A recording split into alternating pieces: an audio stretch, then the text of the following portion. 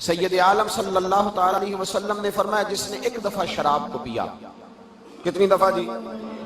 بولے ایک دفعہ جس بندے نے شراب کو پیا، اللہ کے حبیب فرماتے ہیں 40 دن تک اللہ اس کی کوئی نماز قبول نہیں فرماتا۔ کتنے دنوں تک؟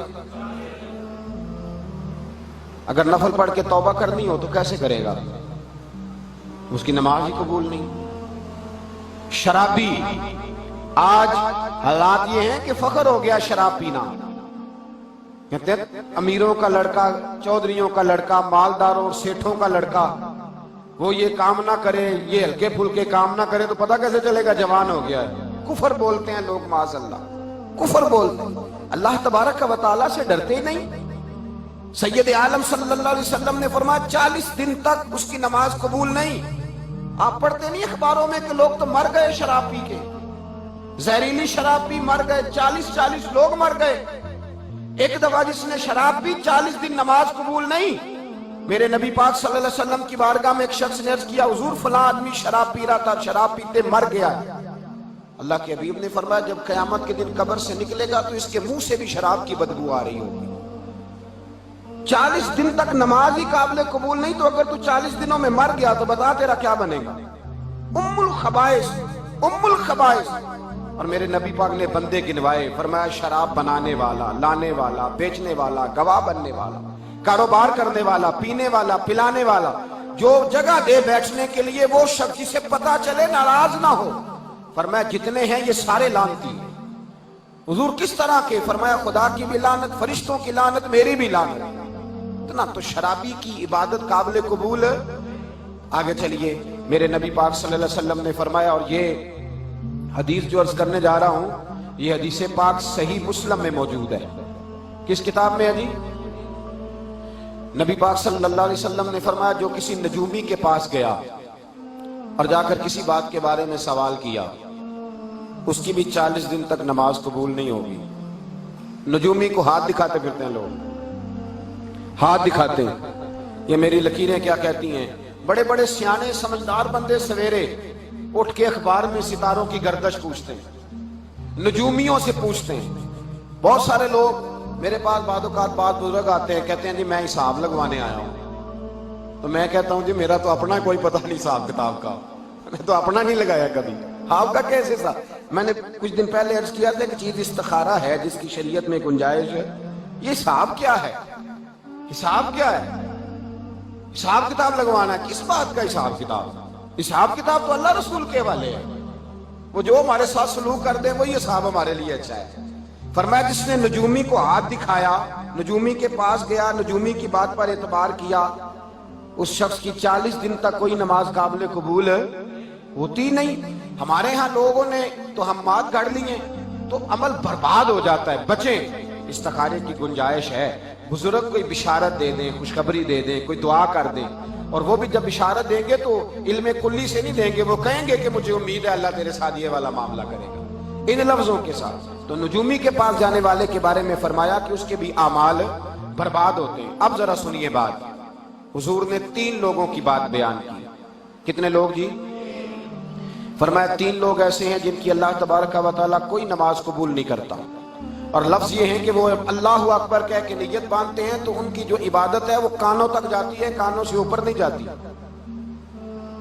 کانوں سے اوپر نہیں جا رہی تو عرش تک کیسے جائے گی؟ 3 لوگ۔ یا رسول اللہ صلی اللہ علیہ وسلم کون سے؟ فرمایا ایک وہ غلام جو بھاگ گیا، اس کے آقا نے پیسے دیے تھے پر بھاگ گیا، اور دوسرا یہ والی حدیث بیٹی کو سنانی ہے جا کے اور بہن کو۔ یہ اس طرح کی روایتیں ہم صرف بیوی کو سناتے ہیں، یہ بیٹی اور بہن کی تربیت ہوگی تو معاملات صحیح ہو جائیں گے۔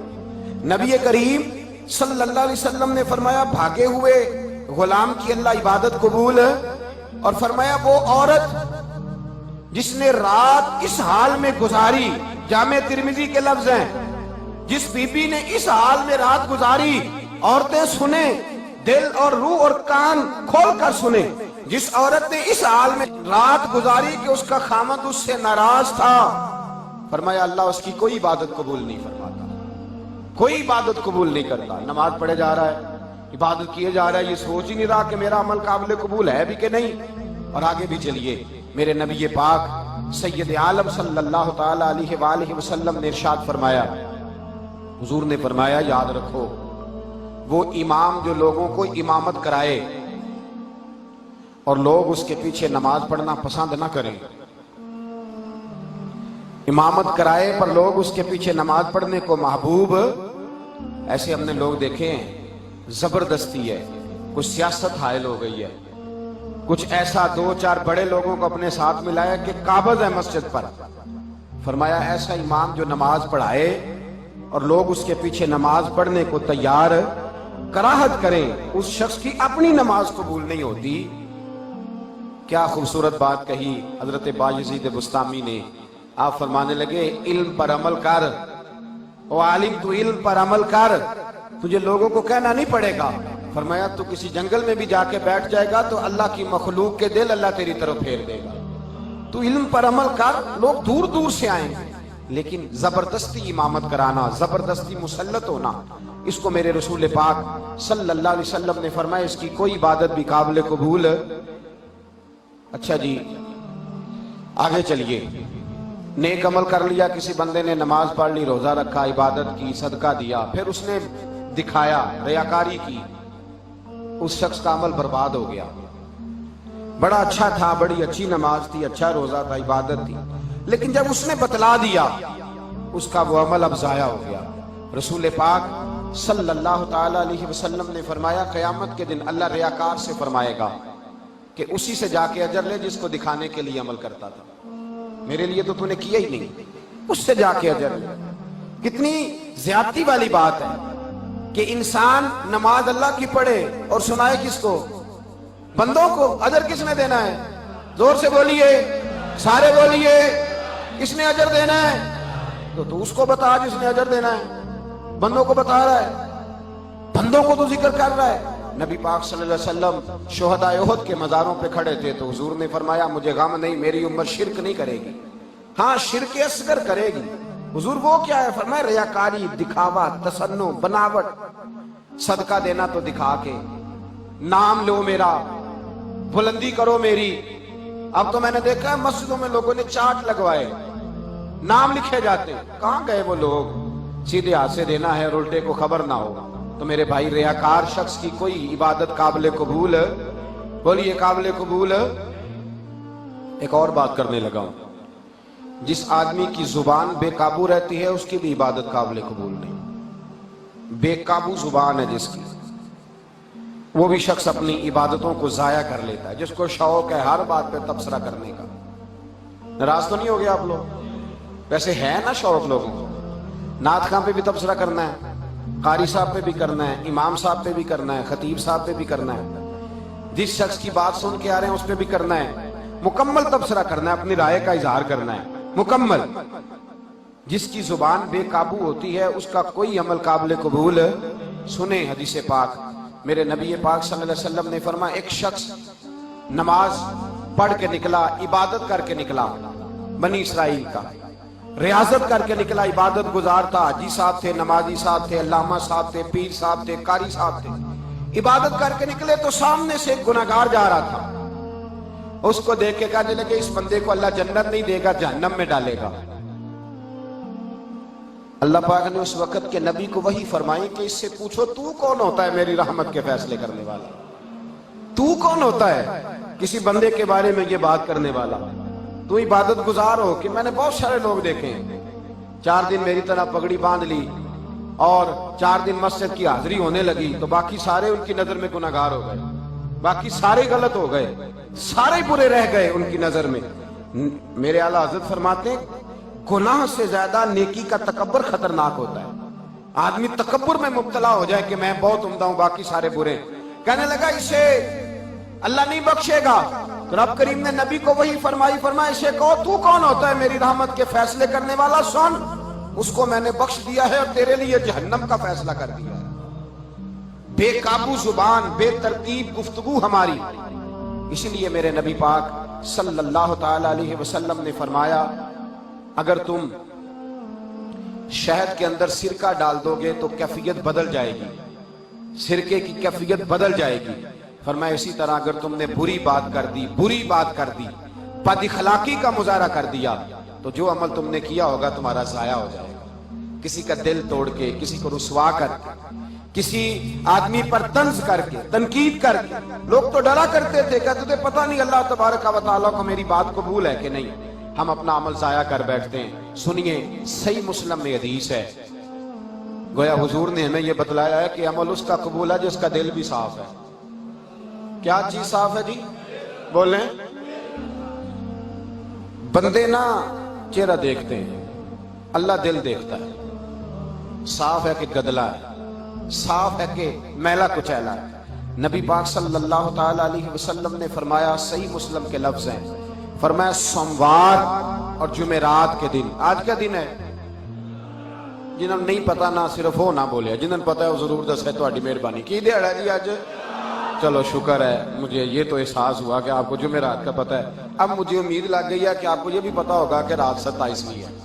اب یہ امید لگ گئی ہے مجھے کہ آپ کو پتہ ہے کہ رات بھی، اور انشاءاللہ تعالیٰ آج رات بیدار رہنا ہے. انشاءاللہ کہیے گا. اللہ تعالیٰ ہم سب کو توفیق عطا فرمائے. نبی پاک صلی اللہ علیہ وسلم نے فرمایا سوموار اور جمعرات والے دن لوگوں کا عمل اللہ کی بارگاہ میں پیش ہوتا ہے. فرمایا جو دو مسلمانوں کے درمیان، دو بھائیوں کے درمیان عداوت ہوتی ہے نا، ان کا عمل جتنا مرضی بھی اچھا ہو، اللہ فرماتا ہے فرشتوں کو کہ اسے روک دو، ابھی میں قبول نہیں کرتا. اس وقت قبول کروں گا جب یہ دونوں صلح کر لیں گے. رمضان آ گیا ہے، گزر گیا ہے، آج شب قدر ہے. روزے اس کے قبول ہوں گے جو بھائی سے راضی ہوگا، نمازیں اس کی قبول ہوں گی جو بہن سے راضی ہوگا.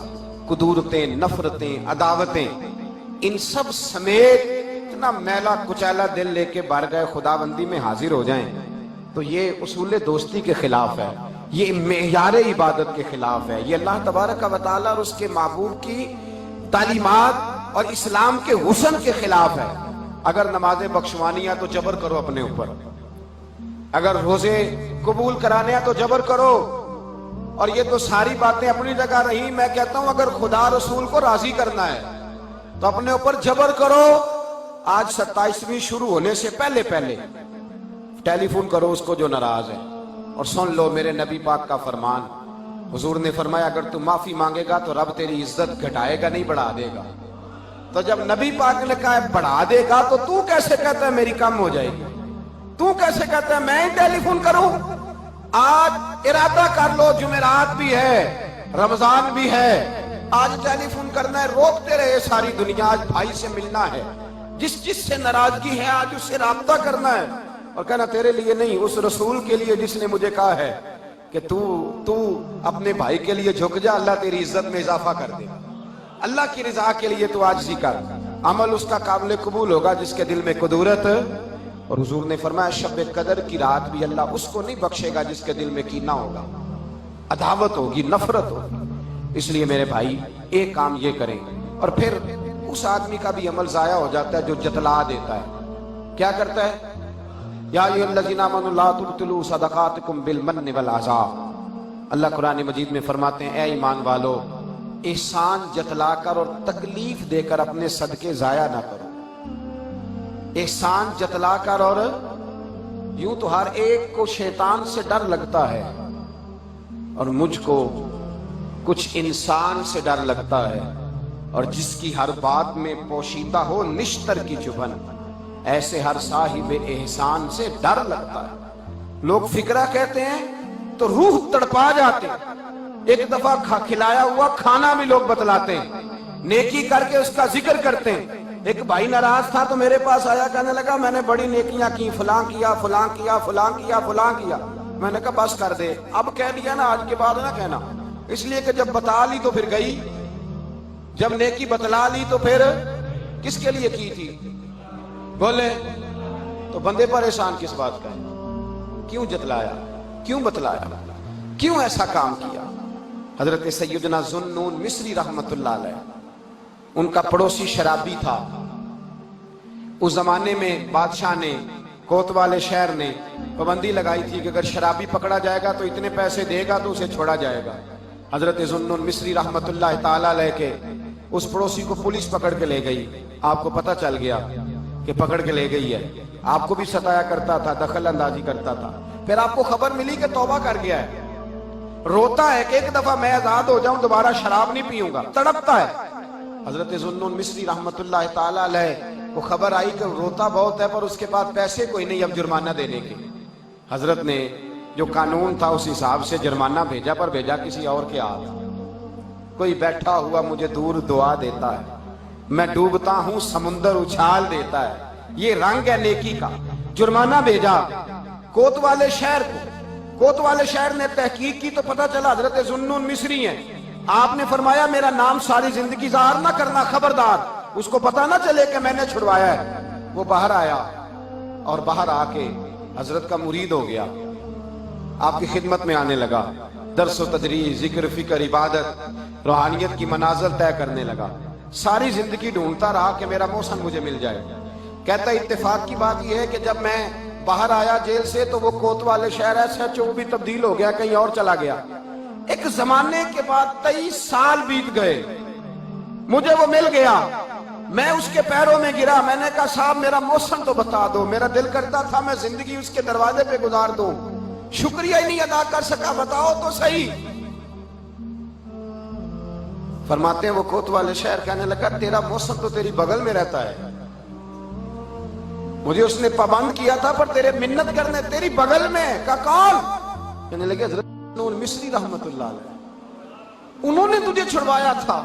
کہتے میں وہاں سے چیخنے لگا، روتا تڑپتا آہیں بھرتا آیا کہ محبوبہ تیرے اتنے احسان، کچھ تو میری سامنے کچھ کا مجھے پتہ ہی نہیں، کچھ کے میرے سامنے کچھ کا مجھے پتہ ہی نہیں۔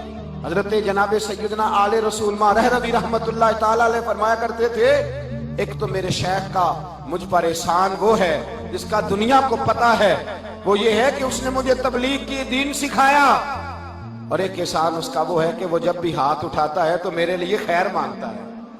اس کا شکریہ کیسے ادا کروں، یہ تو پتہ ہی نہیں کسی کو کہ کتنی دعائیں مانگ چکا ہے میرے لیے، کیسے شکریہ ادا کروں گا اس کیفیت کا۔ کہتے میں روتا تڑپتا آہیں بھرتا آیا، جب میں گھر پہنچا تو میں نے اپنی گلی میں رش دیکھا، میں نے لوگوں سے کہا کیا ہوا، تو کہنے لگے تیرے پیر انتقال کر گئے ہیں۔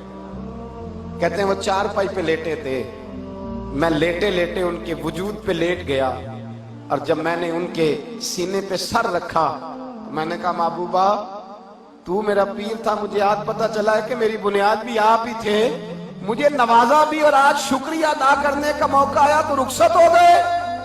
کہنے لگے حضرت صاحب بول پڑے، والد شاہ کدو مردے جنہ کیتیاں نیک کمائیاں نے، کان میں کہنے لگے ساری زندگی نیکی چھپائی رکھی تھی، اب میری نیکیاں کھلنے لگی تھی تو میں نے رب سے کہا اللہ مجھے پردہ ہی عطا کر دے، تو پردوں میں چھپ کے جا رہا ہوں۔ او بھائی وہ نیکی ضائع ہو جائے گی، اگر تو بہن کے ساتھ نیکی کرتا تو چھپا جا، بھائی کے ساتھ نیکی کرتا تو چھپا جا، بیٹے کے ساتھ کسی کے ساتھ کوئی خیر تو نے کی ہے تو اسے چھپا جا، جو عمل چھپا رہے گا وہ بچ جائے گا، جو ظاہر ہو جائے گا وہ بگڑ جائے گا۔ سن لے، اور اب جو حدیث سرچ کرنے لگا ہوں اس کو آپ نے دل کے کانوں سے روح کی کیفیت کے ساتھ بخاری کے لفظوں کو سننا ہے۔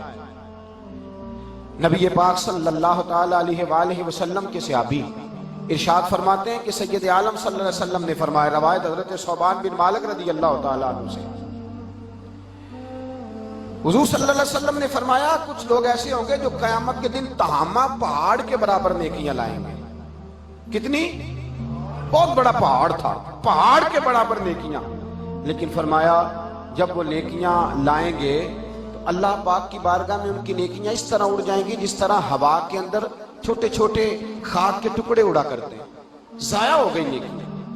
حضرت ثوبان رضی اللہ تعالیٰ عنہ فرماتے ہیں میں تڑپ اٹھا، میں نے کہا حضور بتلائیں تو صحیح بات کیا تھی، ذرا معاملے کو کھولے تو صحیح۔ تو نبی پاک صلی اللہ علیہ وسلم نے فرمایا وہ تمہارے بھائی تھے، جاگے جاگے سنیں، فرمایا تمہارے بھائی تھے، تمہارے ساتھ نمازیں پڑھتے تھے، روزے رکھتے تھے، عبادت کرتے تھے، تمہاری جنس تھے، فرمایا تم انہیں نیک سمجھتے تھے، دعا کرو اللہ ہمیں اس سے محفوظ فرمائے، دعا کرے اللہ ہمیں اس سے محفوظ فرمائے، اللہ ہمیں محفوظ فرمائے۔ کہا تمہاری جنس سے تھے، تمہارے ساتھ نماز پڑھتے، روزہ رکھتے، عبادت کرتے، تو حضور اتنی بڑی نیکیاں ہوا میں کیسے اڑ گئیں؟ میرے محبوب نے فرمایا وہ تمہارے ساتھ نمازیں پڑھتے تھے، عبادت کرتے تھے، پر جب تنہائی میں ہوتے تھے تو اللہ کی حدوں کو پامال کرتے تھے، ان کی تنہائیاں نیک نہیں تھی۔ اسی لیے میرے اعلیٰ حضرت فرماتے ہیں نیک وہ ہوتا ہے جس کی تنہائی پاک ہوتی ہے، جو اکیلے میں اللہ سے ڈرتا ہے۔ لوگوں کے سامنے بن سور کے بیٹھنا، میٹھی رسیلی صاف ستھری گفتگو کرنا، اور جب نیچے اترنا تو پھر حالات کا بدل جانا۔ میرے بھائیوں، نیکی عمل اس بندے کا قبول ہے۔ کسی نے کہا تھا حضرت ابو ہریرہ سے کہ مجھے کیسے پتہ چلے گا میں نماز میں مخلص ہوں؟ فرمایا اب جب تو مسجد میں پڑھے، تیری اگر جو کیفیت مسجد میں نمازیوں کے سامنے، وہی کیفیت اگر تیری گھر کے اندر بھی نماز پڑھتے ہو، سجدہ اسی طرح کا ہو، تیرا ذوق اسی طرح کا ہو، تیرا انداز اسی طرح کا ہو، اس کا مطلب ہے کہ تیری نماز اخلاص والی ہے۔ اور اگر تو مسجد میں نمازیوں کے سامنے تو بڑی بھلے بھلے سجدے کرتا تھا، بڑی تیری کیفیت اور تھی، اور گھر میں جب تو نے شروع کیا تو پھر تیرا رنگ ہی بدل گیا ہے۔ تو اللہ تو ایک ہی ہے نا، مسجد میں بھی اور گھر میں بھی، تو جہاں جتنا وہاں دیکھتا ہے اتنا ہی گھر میں بھی دیکھتا ہے۔ اخلاص کا تب پتہ چلے گا۔ تو میرے بھائی اپنے عمل کو ضائع ہونے سے بچائیں۔ جو نیکیاں کی ہیں وہ کی بھی ہم نے اس کی توفیق سے ہی ہے۔ تو ہمیں جو پیغام آتے ہیں ہمارے کانوں تک پہنچتے ہیں، ان کو سنبھالیں، قدورت کو، نفرت کو، عداوت کو، بغض کو، کینے کو، ریاکاری کو، تصنع کو، اس کو دور کریں، عمل کو خالص کریں اللہ کے لیے، خالص، پھر اللہ کی بارگاہ میں قبول ہوگا۔ آخر